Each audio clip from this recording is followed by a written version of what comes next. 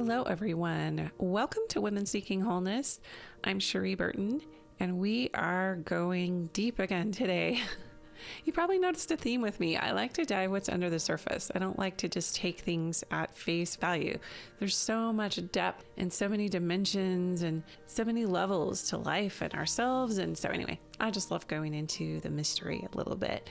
And before we bring on Dara Marks, who's a fascinating lady to talk to, you're going to love this episode, I just want to remind you to leave a real nice review for me in iTunes. We are coming up on our 100th episode here in about 8 weeks. This is episode 92. I offered this last time and I'll repeat it again. If you leave a review for me on iTunes and screenshot it, and then email it to me, Cherie@CherieBurton.com, I will send you a free meditation. It's a cool meditation too. It's like how to get in your body, how to access your feminine power and wisdom. It's just a couple minutes, but it's a guided meditation, and I will send that for free for any listeners who leave a nice review for me and put it on iTunes. It helps me to get the word out about what I'm offering, what I'm sharing, reach more people, kind of help that visibility a little bit with the messaging. So I would really, really appreciate that.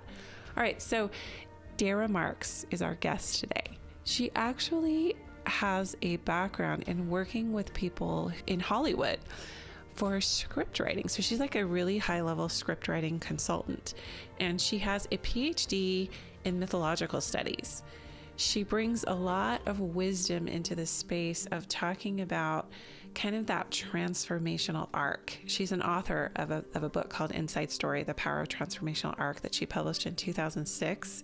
And it's really cool. So it's a lot about like how to write a great screenplay, but it's also like, how do you take the struggle of life, the deeper lines of structure found inside the story of your life, enhance your ability to, not only transform yourself, but others, because we live in a very interesting era of the earth. And she will talk about that, how we need more people who are conscious. Also, this whole talk about creativity and the feminine heroic, they're very, very connected to each other.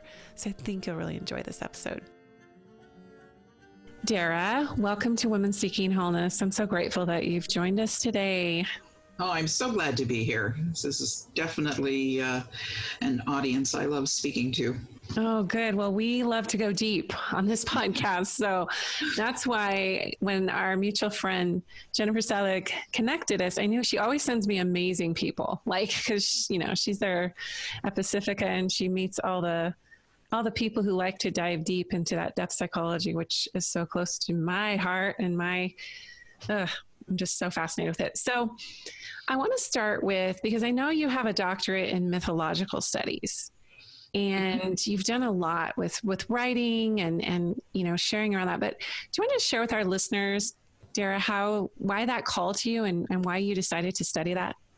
Oh, sure. I've been doing work for many decades on the art and craft of writing and storytelling, and I work primarily as a consultant in the film industry doing story analysis.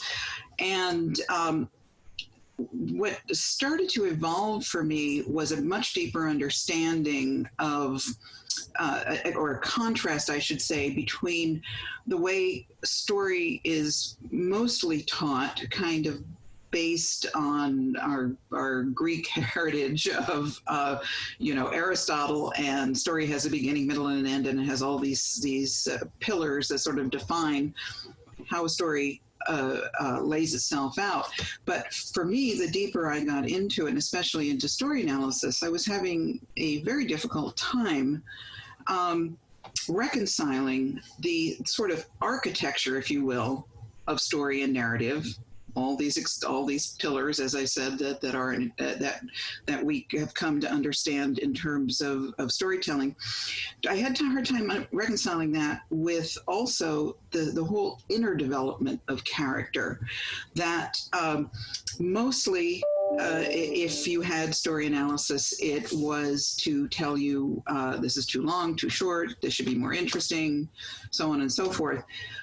But the concept of the deeper development of character was sort of like, yeah, and make it more emotional, or maybe, write a deeper. That's my favorite one. Make it deeper. Okay. And so where exactly is deeper, and where do I get to, where do I go to get me some of that? And so my work began to evolve, and what I began to discover was, through more and more analysis, was that instead of just being this singular line of story structure that shows us how the character operates in the world from beginning of conflict to resolution, can they catch the killers, will we get to the church on time, that kind of stuff, that there is a whole inner line of structure. It's not just sort of an abstract idea. There actually is a deep interior line of structure that shows us the relationship between external conflict and internal conflict, and that if you really relate it to our own lives and what we know to be true, is that the nature of life is growth and continually growing in consciousness and growing into a deeper evolving sense of ourselves. And we don't grow and change just because it's a good idea. We grow and change in relationship to the conflict we face in the world. So when we are presented with a problem, I often say a problem is a problem because we don't know how to solve it. And so when we encounter, if most of us look back over our lives and we see the areas of transformational change we've gone through in life, a divorce, a terrible a sickness, all kinds of things that have created great challenges in our life. When we first engage that challenge, it's a challenge because it rocks our world. We don't know how, if it was easily resolved, it's not really a problem. So, but when we encounter that, that puts the challenge in front of us, and then you usually see over a many years period of time, often. That as you continue to encounter the issue and you grow through it, the person you meet on the other side is someone greater than who you were when you first encountered the problem. And so this whole interior line is when you are telling a powerful story, you want to see that there is a challenge presented in the outer physical world, no matter how wild the story is being told, even if it's about outer space creatures or whatever, that you are looking for a marriage between those two things, that outer world problem presents inner world problems, or right. I shouldn't say it doesn't create them, it brings them to the surface. And so this was the whole basis behind my work in story analysis, and it's the subject of my first book, which is called Inside Story: The Power of the Transformational Arc. And I use that book to really illustrate how you can strongly and tightly structure a story, but you can hold on to all the inner meaning and value and a powerful character movement by just understanding how these two structures actually work together. So that was I'm sorry, that's kind of a long answer. So for people who aren't writing, I mean, I'm in the middle of writing a book right now, and I love the idea of a transformational arc. It kind of reminds me of the heroine's journey, or just, getting to the space where you're, returning with the elixir, so to speak, that Joseph Campbell talks about, where you're, but how have you seen that? I know, because you kind of drew some parallels of our own lives and how, if it was easily solved, it wouldn't be a problem. Given what you've learned about myth, how does that weave into that transformation that we experience as humans? Well, I'm going to jump back a little bit to your first question about how I got to Pacifica to answer your second question, because you said something immediately in response to what I had just said that is right on point. And so let me just quickly say that I went to Pacifica to sort of get even a deeper understanding of these things that I was already seeing in story. And of course, for those of you who don't know Pacifica Graduate Institute, it is the study of depth psychology and so on. And they have a program, one of their programs, most of their programs are devoted to therapy and the therapeutics and so on and so forth. They have one program that's called Mythological Studies. And I, in particular, I was so thrilled about this program because for me, it's not the study of classical mythology in it per se. So we're not just learning the gods and goddesses.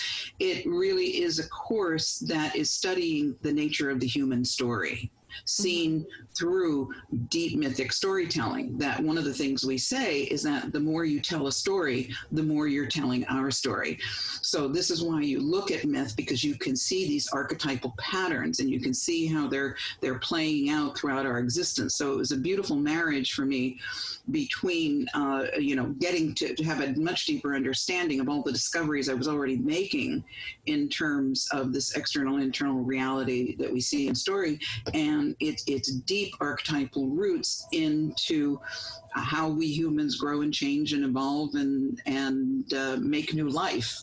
Okay, so when I had said to you, when I finished, the first thing you said was, you related it instantly to the heroine's journey, and so that was the next point of departure for me. I was able to get from Pacifica what I needed in terms of sort of deepening the work that I did with Inside Story and laying that out.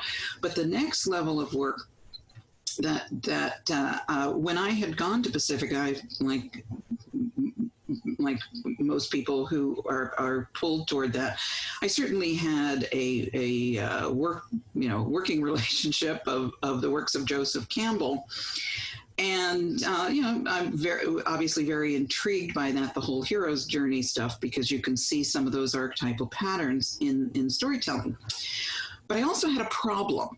And in the analysis that I was doing, I would get a lot of clients who would come to me saying, I tried to put that hero's journey pattern into my work, and it kept not fitting, and I was so frustrated, and I kept feeling the same thing. I didn't have a deep understanding at that point, but I was feeling the discomfort of it.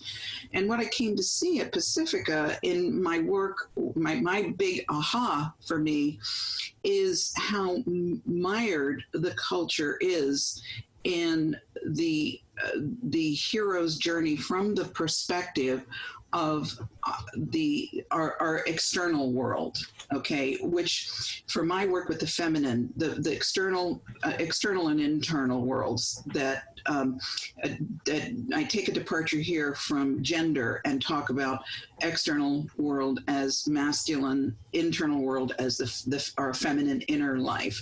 So we all need the masculine side of our nature, every single one of us. It's not a gender thing, because in the outer physical world, we need power, status, acquisition, achievement. Those are not negative things. If we don't have self-empowerment, if we don't strive to be the best we can be and all of that, then our existence can be very meager. All right. Mm-hmm. But what got me really excited was looking at, so we see that pattern of this masculine striving to be all that we can be, to aim towards spirit, to all of that. We can see that in our mythic storytelling, the stories of Odysseus and Hercules, and all of those mythic storytelling. But what hasn't been, and I'm not the only one doing this, obviously, but what hasn't been given enough attention are the more female-driven mythologies that expose the feminine inner quest, which is the part of our nature that likewise has to strive but goes inward. So our inner quest is is for connection, compassion, relatedness, acceptance, love. All of these things are part of our inner world. And these are not mutually exclusive. There isn't a masculine realm and a feminine realm. There's both and. We are part of that at any given time. So, if we're starting a new business, if we're sitting down to write a novel, if we are beginning a relationship, we're in a position to really go out and strive and conquer the world. All right. But one of the big difficulties we have in our culture is that we give all of our value over to that. And the often attendant feelings of depression, loss, diminishment, lack of self-empowerment, and all that plays through everyone's system, no matter what. We don't give value to that as a heroic effort. And so what happens is we think that if we're depressed, if we're feeling lonely, if we are don't feel that we are good enough, if we failed, there's no value given to how important it is for that heroic attempt to process all that inner pain. And what happens to inner pain is that if we look at the inner world as the feminine, this is the part that regenerates life. Mm-hmm. So that if you think of the pain, hurt, shame, all of the things that every single one of us take in, if we think of that a bit as, let's say, the debris of life, this is the part that we want to, cast off and throw away as best we can. That is the debris of life. Look at the process of composting. That composting takes our debris and churns it, and out of that churning, and out of the hard work of that, debris turns into nutrients. It turns into something of greatest value. And this is the part that I feel that we are missing in the human story. That we often, the world can treat us in very difficult ways that can make us not feel not good enough, but nobody treats us worse than we do. And we take all this inner pain, and we take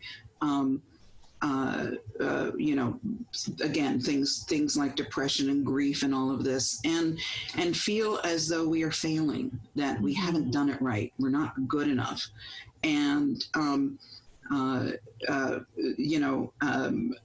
and yet, if you look at the things that really made you, that really make you the person you are today, all the personal qualities you have, like integrity and compassion and your creative experiences, they all are the riches that come from this inner world. The problem is, when you've gone through a difficult depression, nobody throws a parade. Nobody says, "Great depression, right on, girlfriend."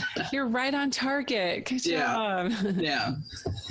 Yeah, it's so fascinating. Yeah. We get, I love everything you're saying about, this inner world versus, in the feminine versus the outer, more, I guess, more visible or tangible masculine world, where everything's quantifiable and logic and black and white. And, everyone's going through so much nuance inside of them, whether they're male or female. That's right. And so it's oftentimes not as easy to read. And so we judge. And as you're saying, we internalize that we are our own worst enemy and critic by far. And so the struggle is within ourselves. That's why I love that last piece. I interviewed Maureen Murdoch on this podcast about the heroine's journey. That last piece is integrating the masculine and feminine dynamic within yourself. And then that allows you to reconcile it in the outer world. You see things differently. in your experience with, really getting in and helping people, understand that transformational arc, because your book is all about that. That was a great selling book. And I know you're not dishing any secrets on which Hollywood people you've worked with, but you've had quite a career with helping people get their story out, or, maybe crafting these screenplay. I mean, I have a son who's 19 who really, really wants to be a screenwriter someday. Mm-hmm. But yeah, I mean, it's just an art form to be able to look at the deeper structure, inside of that. Like, someone gives you a story, but we've got to make this, we've got to enhance this so that it, it really gets the power of seeing yourself in someone, mm-hmm. people inserting themselves within that story. Right. And I personally feel like writing is one of the most powerful therapeutic tools mm-hmm. there are. I have mm-hmm. people who don't write in their journal, and then all of a sudden they because they keep hearing it from multiple sources, write it down, even if it's not perfect, even if, even it's only for you, and then they just resist that. Have you found that to be true for your own life and maybe for some of the people you've worked with? Well, I think we all have different approaches to how we interact with ourselves. I think writers have a lot of direct access. Whether this has nothing to do with competency as a writer, just the very, as you were saying, the act of writing is a way of communication, of communicating. But I think there are many ways, and we sort of need to explore it. Again, we sit in such harsh judgment of ourselves that if yes. something isn't a perfect piece of art, then it becomes valueless, which is really too bad. Because the way that I look at this is creativity is the act of creation, of making new life. So when we engage in anything creative, mm-hmm. the reward is to encounter the next new thing. And this is something that I try to stress with writers, is that I deeply believe that we don't write what we know, we write what we are called to know. That's the act of creation, of making new life. So it's going to come out a little messy. It's going to come out a little unformed. It's going to be a bit chaotic. And I also believe that there are 3 stages to creativity, to any creative act. And again, we don't give ourselves space for this. The first stage is, and only can be, intuitive. There is no other way to bring anything new into the world other than to begin intuitively. Yeah, it's just kind of like the call of your soul, like something needs to come out, but you don't have whatever that is, in whatever form it wants to take. Okay, mm-hmm. and so it's looking for a point of entry. So that's stage 1. I'm going to skip stage 2 for a minute and say stage 3 is where it is expressed into the world. So we are birthing something and we are expressing it into the world. However, stage 2 is where we process it. So that if you skip that stage, then you're stuck with really simply delivering unconscious matter into the world. And not only is it not serving the world to its fullest, it's not serving you. This came in with, it comes in again through any opening it can find, and it's unconscious matter. And if you leave it unconscious, then you're not getting the benefit of what it is trying to say to you and through you. Mm-hmm. And so this is what I always say, to really encourage writers to be much more gentle with themselves, that your first draft, your beginning point of entry is just that, absorb it with curiosity. Yes. And then to get to the second stage, you really need to begin to form a relationship with it, because this new thing that is trying to find its way into the world needs to be a collaboration between you and the unknown. Yeah, and I'm just going to insert something here that I think is powerful with what you, like, it's almost like it holds matter, like it's an entity that you would form that relationship with, because I think people just see it so esoterically or like it's ethereal that they're detached from it. Right. Sorry, go ahead with what you were saying. I just had to add that. Well, no, you're spot on. And again, this starts blocking us rather than inviting us in. Because when we hold that position, then we're looking for perfection. Okay, if I want to be a writer, and this has to come out brilliant and marketable and relatable. And, I mean, imagine having a newborn child and you start putting all of those things onto a newborn.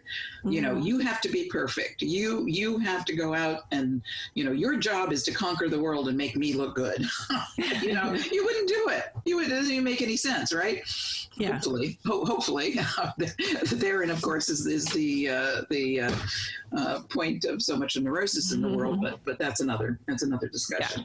Yeah. But anyway, my point here is that when I approach doing an analysis, and I don't care if I am working with a first-time writer or I'm working with an award-winning Hollywood writer, it doesn't matter to me. I'm interested in the story and what the story is trying to say to you and through you. And if you can approach your artistry that way, then you will get gifts and benefits from it, regardless of whether it makes $1 million or makes you rich and famous. That it is the gift of life coming into you. Okay. And you need to find a way to receive that. And if if it happens to be elevated to something that the rest of the world gloms onto in this form, great. But if it doesn't mean, again, that it is of less value. I love that. One of my favorite books to inspire me as a writer is I think his name is Stephen Pressler's War of Art. I don't know if you've ever heard of him, but sure. Yeah. He and Anne Lamott, they both inspire me. And it's kind of the same thing you're saying, getting it done, perfect is better than, or done is better than perfect, something along those lines. Like, you're just getting it out of you. It just moves it imbues a new energy into you from a therapeutic standpoint. Not only does it cleanse out whatever's living in you that needs to get out, that's maybe not serving you, but it also gives you clarity for next step in your life. And then as a byproduct, maybe it helps a few other people, right? If you decide to share it. That's right. I think people, when they sit down to write or create whatever medium they're doing, if they're too attached to how it's going to be received, it really impedes the creative process. Oh, completely. And, one of the things that I don't think we understand enough is that loneliness is really at the core of so much of the pain we all experience in this world. There are a lot of people who do deny that they feel any sense of loneliness, but it doesn't matter whether you're well married or you have a passel of kids or you're with a significant other who's your great companion. We can still be plagued by a sense of loneliness, and what we don't realize is that loneliness is not loneliness for the other. It's loneliness for our own self that we have disconnected from. So we have a lot of very deep disconnected parts that are looking and yearning and aspiring to find their way back into our conscious realm, our conscious experience. And so much of the creativity we do is about making that reconnection. And there again, if you are dismissive of your own work, no matter how simplistic or crude or, again, disheveled it may come into the world, if you dismiss it, you are dismissing a part of yourself. You are re-abandoning that part of yourself, and that's pain. That is what causes us to feel so disconnected from life in the world. So again, whatever creative source you have, I don't care if it's macrame, whatever creative outlet you have, approach it as a conduit, that it is only trying to connect you with yourself. I constantly tell the writers that I teach and I work with that the only story we know is our own. We don't know any other story. Well, and you're the expert too on yourself. Now, if I gave every one of you listening a pen, and I said, or a basketball, and I said, write me a story. Well, each of you would write a different story, because the basketball or the pen isn't telling a story. You are. And so you only have one perspective, and that is through the inside looking out. And I don't care, again, if it's about outer space aliens, it's still your story. Right. And we really need to cherish that, and to recognize that again, that is our gift coming into the world. Hold out your hands and embrace it.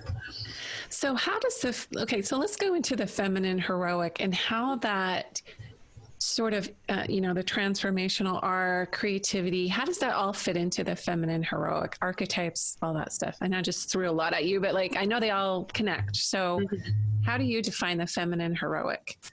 Well, I originally, for years now, I have a teaching partner named Deb Norton, and she and I have been leading retreats all over the world, what we call engaging the feminine and heroic. And I originally was inspired to do this because of all the great mythic stories that I was coming into contact with, that were feminine in their orientation, like Demeter and Persephone or Inanna. Some of these stories, they again, what I like to say is that they're not.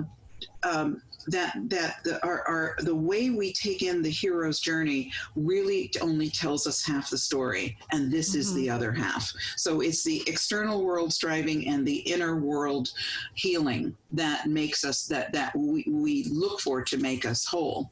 So we began these workshops for writers to kind of, in these workshops, I do mythic storytelling, and my partner leads exercises and so on, so that we can, again, these are archetypal, so that every story is a part of you. The more you tell a story, the more it tells your story. So something that has been passed down through the ages is really it really tackles the depth of who we are in relationship to ourselves and to each other. So we originally started this for women writers, but it became instantly apparent that this wasn't something that was limited in that scope. At this point, we still keep the retreats for women because we do engage in female women-oriented storytelling, but many men that I teach a broader class to are very excited about this work, and we are actually putting together a retreat that includes men or for men, but because this is in no way exclusive.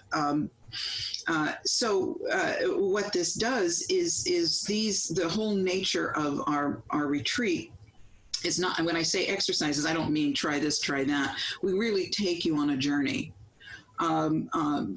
entering into our inner world, or under inner world, and I can on it.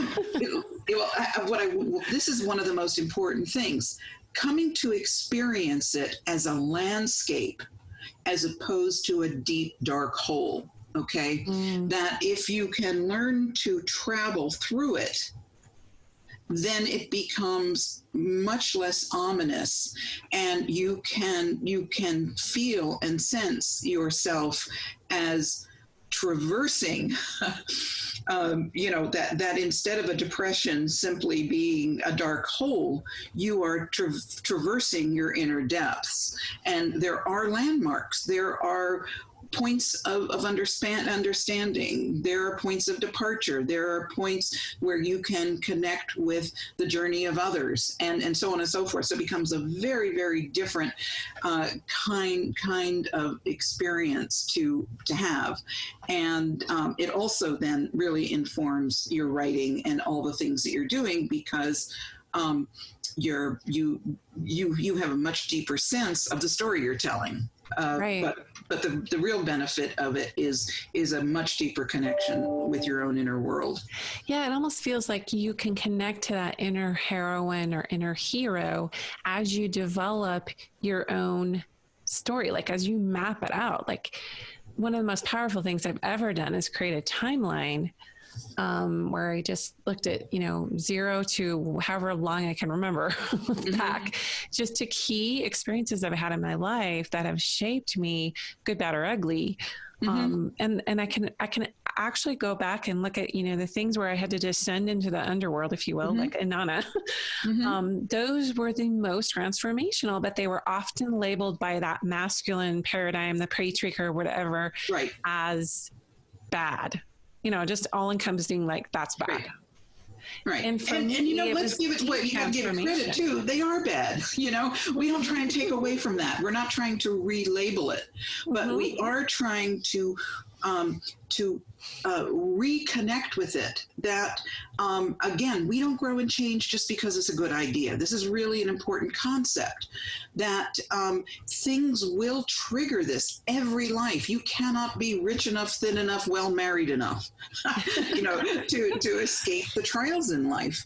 And this is very interesting. Just over the weekend, I saw the interview of two major celebrities.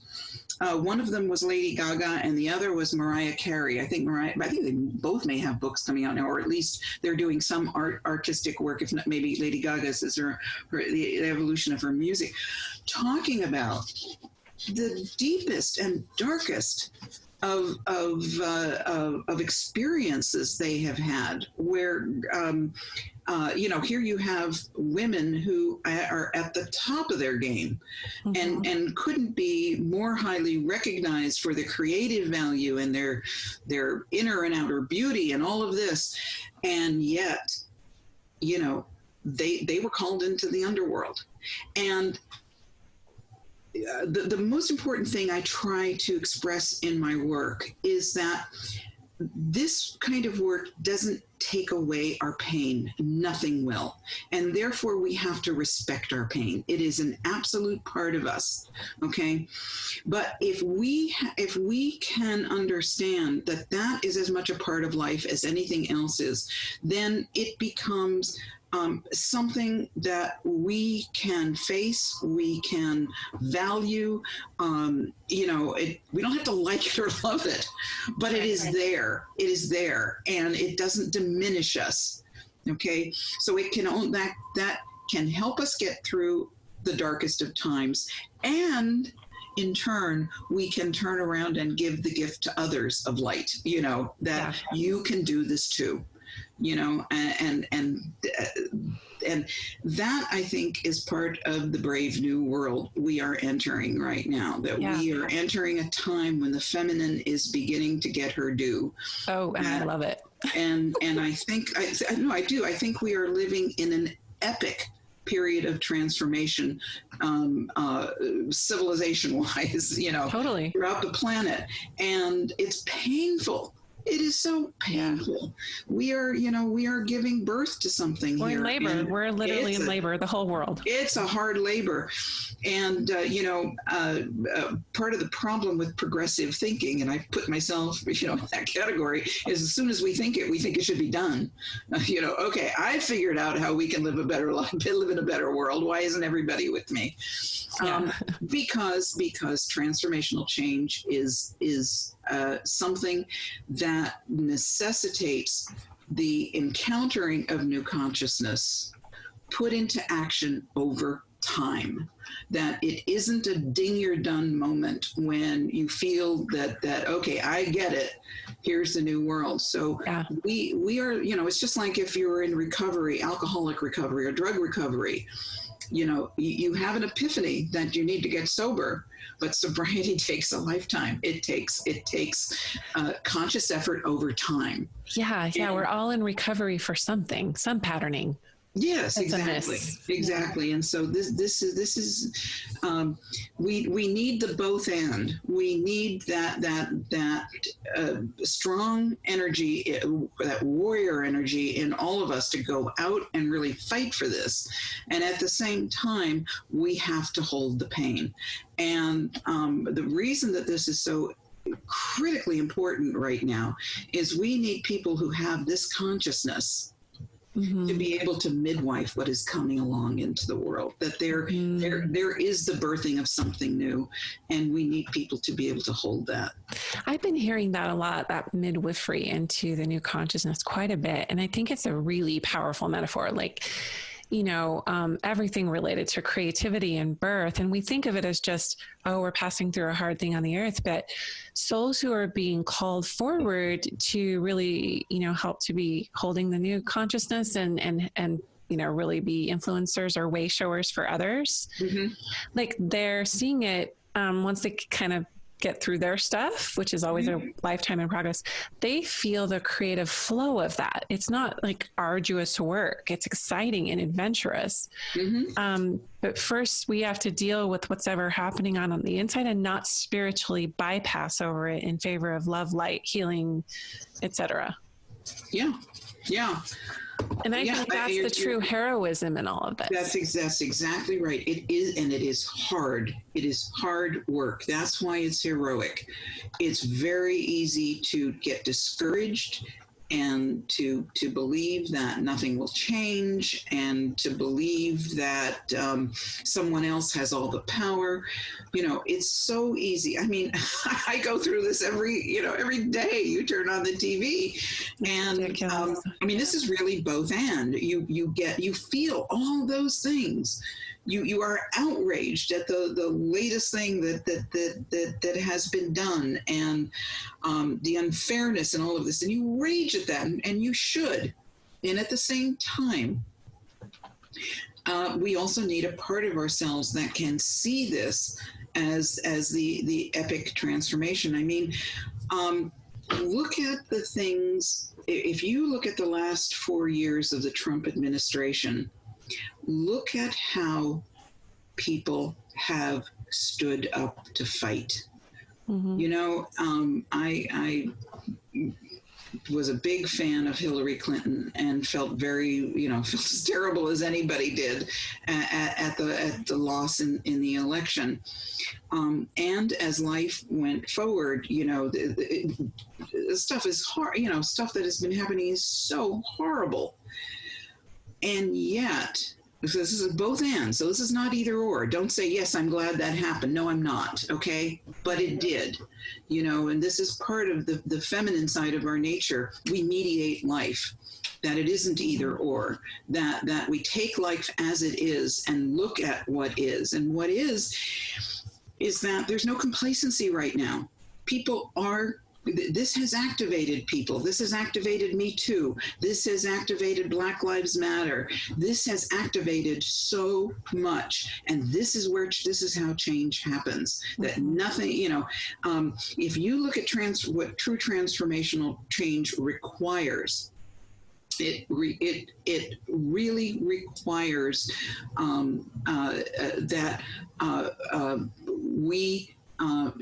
we birth new consciousness, and that's a struggle. That is not a gift. Nobody can give that to anybody. It is something that we have to stand and fight for, and we're being called to stand and fight for it, and we're seeing it happen.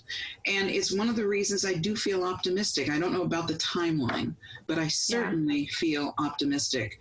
That I constantly assure all my progressive friends that if you look at it historically, there is no historical evidence whatsoever that consciousness moves backwards. It only moves in one direction. We may encounter regressive moments when it feels like all is lost, but that's just a trial, because transformation requires confrontation with shadow. and therefore, because you aren't transformed because you say so. You're transformed because to your depths you have gone in to battle and to recover, all the light in our deep inner world. So that's where we are right now, and we need to be warriors, the masculine side of our nature, and we need to be mediators. That's the feminine side. We need to be able to try and hold this and make new life out of what is. Yeah, I love it. So is there anything else that you want to add? I think we've really developed this whole, kind of diving into the underworld and accessing our creativity by, coming into our shadow sides, and how that's just such a precursor to transformation.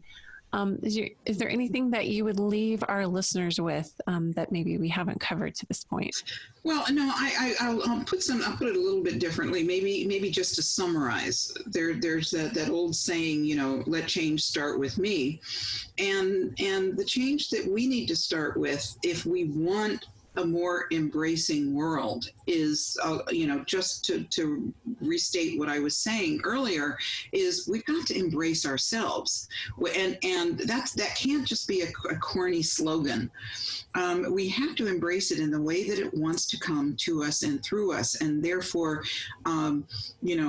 be conscious of the creative material that is finding its way into your world.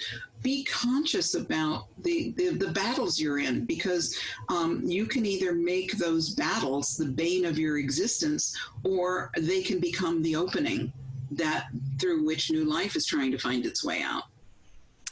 Ooh, that's beautiful. I love that. And I love everything you've shared about, the feminine mediator versus, just going in there and like conquering or what have you. Mm-hmm. There's a collaborative mediating effect that the feminine has, that it's time this world wakes up to. And I do see, like, even with, when you mentioned Donald Trump, and I know he's like, everybody's like, how could we get somebody in there like that? But a lot of people I've talked to, like, that don't love him are like, yeah, but he has helped to facilitate this more of an awakening of what not to do, like what we really need to shift. And how could we keep putting leaders in these places that don't always look at things in that feminine, collaborative, inclusive, expansive way.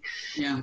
And we could go whole thing on, no matter what people's political affiliation is, even if they're a Republican, you got to admit, Donald Trump has really opened up that whole warrior masculine dominating, and it's just so interesting to me that we have really, between COVID and a new election and everything that's happened this year, what else can we do to continue to, how many more signs do we need, I should say, for us to really go into that space of that feminine mediation?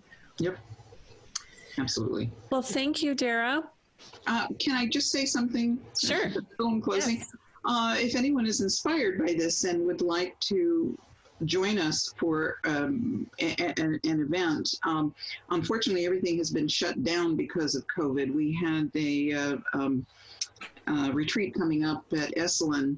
It was going to be in November. I was going to come to that. Oh, okay. I was, and I was so bummed that it got called up.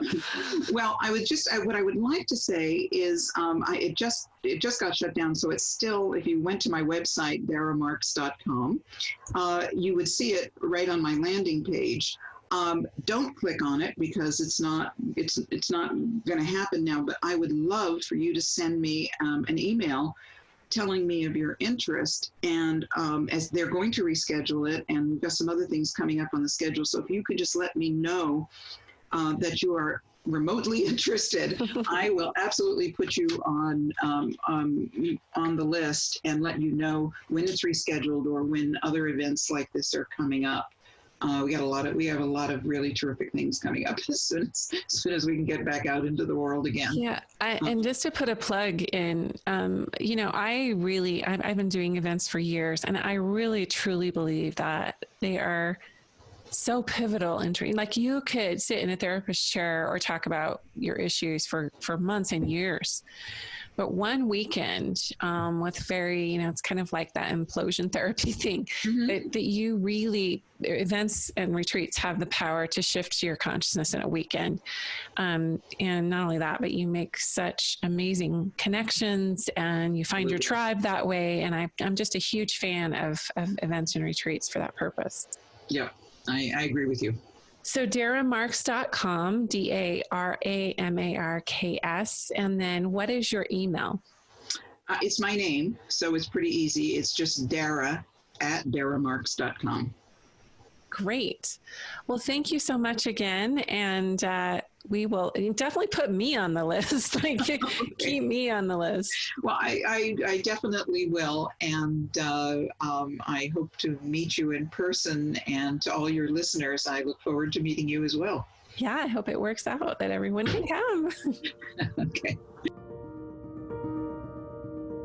Embracing your past and your creative expression. We get so blocked from our creativity because of all the demands around us, but really it's just about, hey, going into your inner world, answering the call of that inner quest and what needs to be expressed through you. I just think that's so, so crucial to our emotional and mental health, our spiritual health. Having a creative outlet can make all the difference, and just owning our past, owning who we are. I hope that you have a very creative week, that you sit down and let those creative juices flow, because you have a right to let your art and your creativity be expressed and manifest in this world, and the world needs it. Have a beautiful week, and we will talk to you next time on Women Seeking Wholeness.